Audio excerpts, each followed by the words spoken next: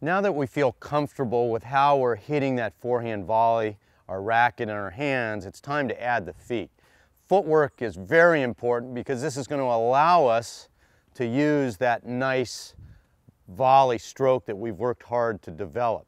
If we don't get in correct position, we're having to improvise only with our racket and we're never going to have a solid, consistent volley.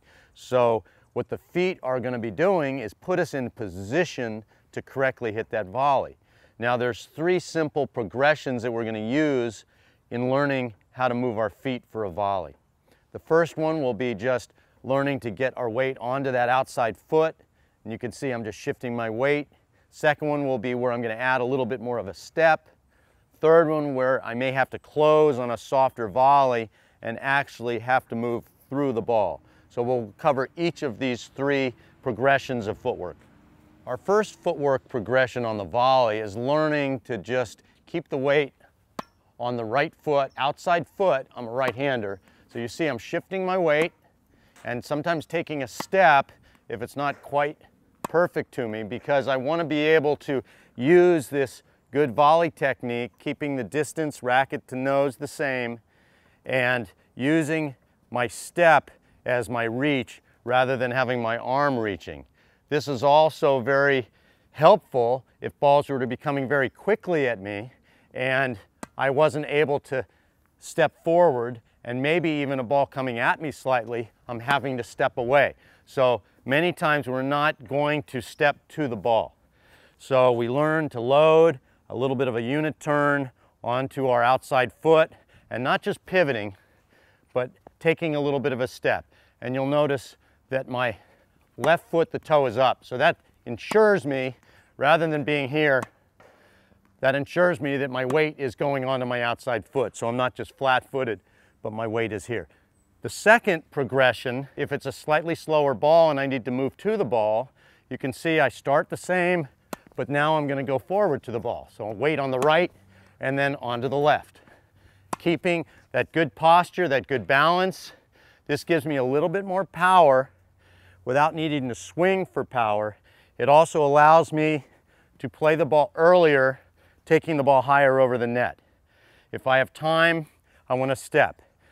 Now I like to teach my players to still be a little bit open so that I am not stepping across, which some players tend to do. There may be times I have to do this because the ball is wide, but generally when I'm learning, I'm trying to get my weight behind the ball and trying to get my weight to my target. So if it were to be cross court, I'm here. If it's up the line, I'm a little bit more here, but I'm not stepping across and closing my hips off. This is going to make it a little bit more difficult to recover.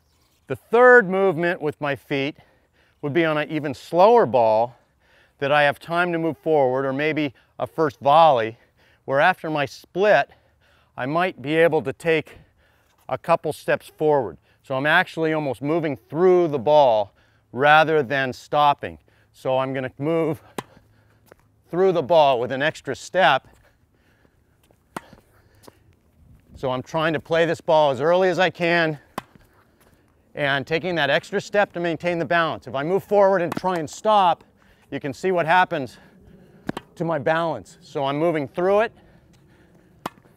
And a very good drill to do this is have your coach or your partner just feed me a couple balls as I'm walking.